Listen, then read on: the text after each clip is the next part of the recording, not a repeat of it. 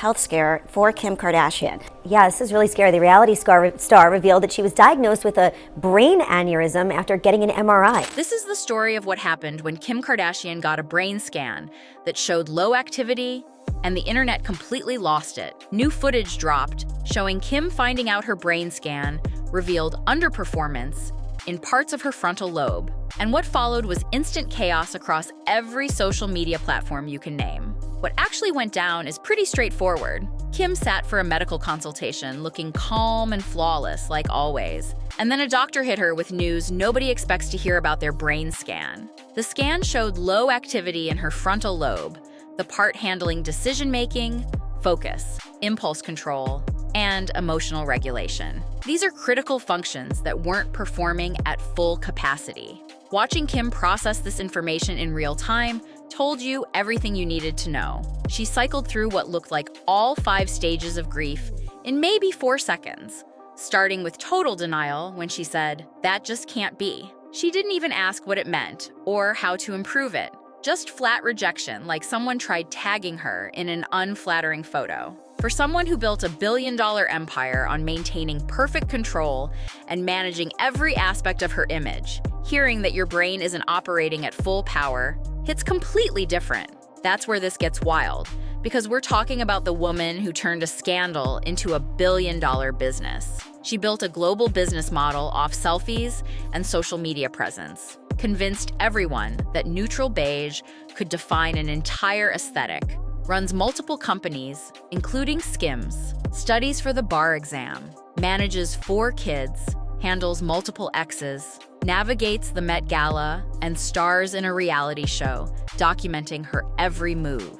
Learning that this particular brain is running low makes you wonder what the rest of us are operating on. The doctor walked her through what they found, explaining the scan showed holes in activity where certain brain areas were underperforming. He made sure to clarify she wasn't at higher risk for Alzheimer's and wasn't dealing with depression or anxiety based on medical assessment. That honestly sounded like the doctor's version of, well, at least you're hot.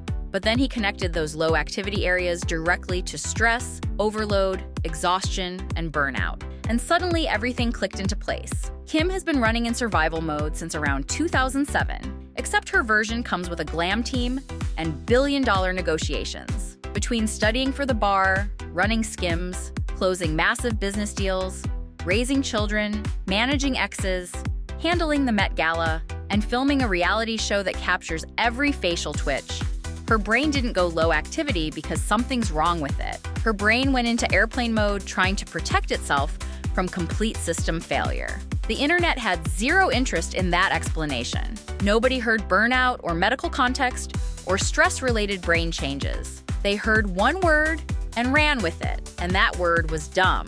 Jokes flew faster than dodgeballs in middle school gym class, with people saying, well, that explains a lot, and now the voice makes sense, and basically confirmed what we've known since 2014. The ruthlessness was immediate and unforgiving. Headlines turned it into something even worse. Articles framed the whole situation like Kim had just bombed the ultimate pop culture IQ test. Kim Kardashian learned she's dumb, according to science, showed up across multiple outlets. That's not only wildly inaccurate, but also deeply irresponsible reporting.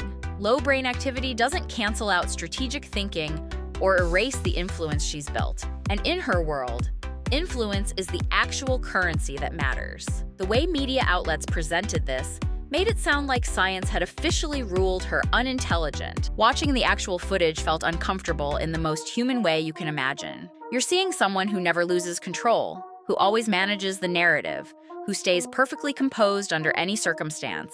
And then for one split second, you watch that composure crack. Her entire career was built on people underestimating her and then proving them wrong with hard numbers and business wins. So being told your brain isn't firing correctly attacks something much deeper than appearance.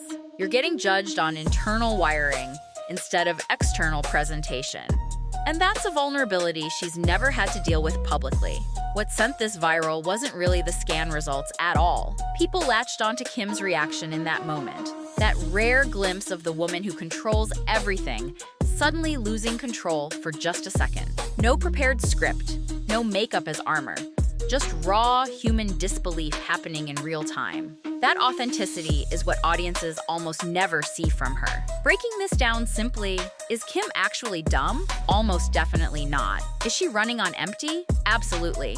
Is she managing a global empire while being emotionally, mentally, and physically maxed out? Yes, and the scan results prove it. This wasn't exposing stupidity.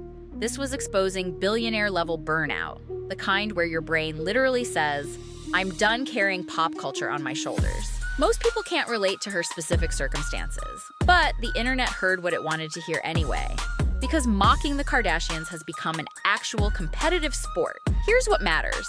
Someone who's actually dumb doesn't build and maintain a billion-dollar empire. They don't turn public mockery into profit repeatedly over almost 2 decades. The scan results don't line up with the documented evidence of her business decisions and career trajectory. Think about what she's actually done. She took a sex tape scandal that would have destroyed most people and turned it into the foundation of a media empire. She convinced millions of people to care about her daily life, what she eats for breakfast, what she wears to the grocery store, how she does her makeup. She turned that attention into cold, hard cash across multiple industries. SKIMS alone is valued at over $4 billion. That's not luck. That's not just having money to start with. That's understanding market gaps, consumer behavior, manufacturing, distribution, marketing, and scaling a business at speeds that make traditional retailers nervous. She saw that shapewear and loungewear companies were ignoring huge portions of the market, particularly when it came to diverse skin tones and body types, and she filled that gap before anyone else could. The bar exam situation is another example. Law school graduates with years of formal education fail that test regularly. The passage rate hovers around 60% in California.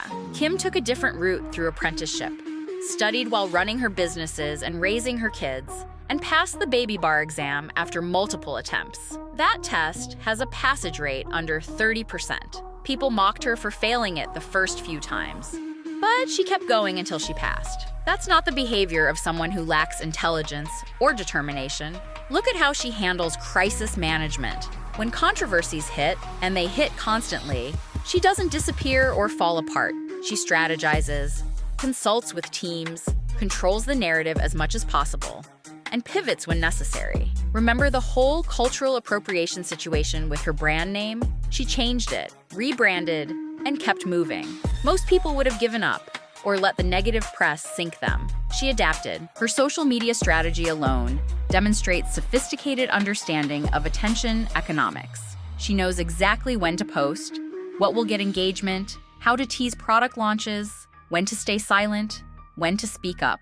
She's built personal relationships with millions of followers who feel like they know her, and she's monetized that connection without making it feel transactional. That's a skill that marketing executives spend their entire careers trying to master. The reality show that launched her career could have ended after 1 season, like most reality shows do. Instead, it ran for 20 seasons and spawned multiple spin-offs. That longevity doesn't happen by accident. She had to remain interesting, relevant, and entertaining for over a decade. She had to give people just enough access to feel connected while maintaining enough privacy to keep them wanting more. That's a delicate balance that requires constant recalibration and self-awareness. Her business partnerships demonstrate sharp negotiation skills. She doesn't just slap her name on products and collect checks. She negotiates ownership stakes, maintains creative control, and ensures that deals align with her brand. When she partnered with Coty for KK Beauty, she retained a significant ownership percentage and creative authority. That's the move of someone who understands her value and refuses to be underestimated at the negotiating table. The way she's navigated public relationships and divorces also shows strategic thinking. She manages to maintain working relationships with her exes, co-parent effectively, and avoid the kind of messy public feuds that could damage her brand or hurt her children. That takes emotional intelligence and serious self-control, especially when dealing with personalities as public as her own. Even the way she's positioned herself in criminal justice reform demonstrates calculated career evolution. She could have stayed in her lane of beauty and fashion, but she saw an opportunity to expand her influence and legacy. She's working on actual cases, meeting with presidents, lobbying for policy changes.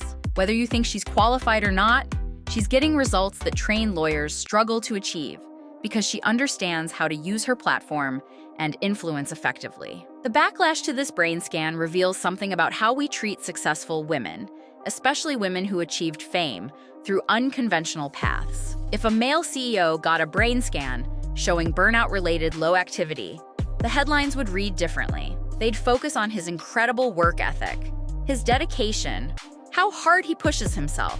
They'd frame it as a cautionary tale about the costs of success. But because it's Kim, because she's a woman who got famous from reality TV and a sex tape, the default response is mockery. People want her to be dumb because it makes her success feel less threatening. If she's just lucky, or if she married the right people, or if she's just good at taking selfies, then her billion-dollar empire feels like a fluke. But if she's actually intelligent, strategic, and business savvy, then people have to reckon with the fact that they might have underestimated her for years. That's uncomfortable. So it's easier to latch onto a brain scan and make jokes. The scan itself tells a completely different story than the one the internet wants to hear. Low frontal lobe activity related to chronic stress and burnout is a warning sign. It's your body waving a red flag saying you need to slow down before something serious happens. That Kim got this scan at all shows some level of self-awareness. She knew something was off.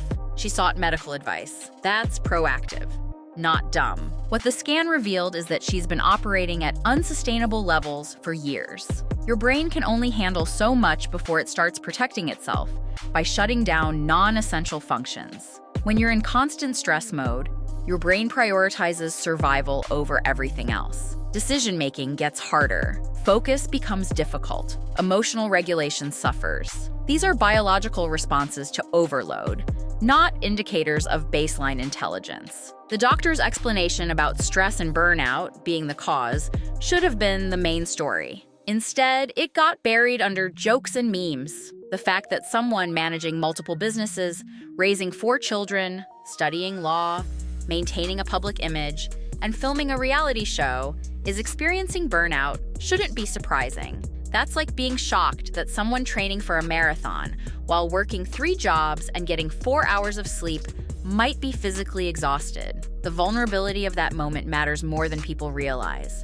Kim has spent nearly 2 decades constructing an image of perfection. She's the woman who looks flawless leaving the gym, who bounces back from pregnancies in weeks, who handles public scrutiny with a smile, who turns every setback into a business opportunity. Watching that facade crack, even for a second, reminded everyone that there's an actual human under all that polish. That humanity is what made the video go viral. People don't usually get to see Kim genuinely rattled. They see her calm during controversies, composed during interviews, controlled at all times. This was different. This was real surprise, real concern, real vulnerability. That's the content audiences crave, because it feels authentic in a world of carefully curated social media posts. The medical reality is that millions of people are probably walking around with similar brain scans and don't even know it. Chronic stress is an epidemic. Burnout is normalized. People wear their exhaustion like a badge of honor. Kim just had the resources to get a brain scan, and the cameras rolling when she found out the results. Most people push through the warning signs until something forces them to stop. What happens next will be telling. Does she slow down? Does she make changes? Or does she push through like always, because that's what's expected of her? The reality is that her business empire, her brand, her entire life is built on constant visibility and productivity. Taking a break could cost her relevance, market share, momentum. That's the trap of success at this level. You can't really stop without consequences. The scan went viral, jokes wrote themselves, headlines showed no mercy. But what really happened here is a billionaire finally confronting the one thing money can't immediately fix, which is her body's physical response to years of relentless pressure and burnout. That vulnerable moment, that honest human reaction, might be the most authentic thing we've seen from Kim Kardashian in years. How many of you can honestly say you're not running on fumes right now?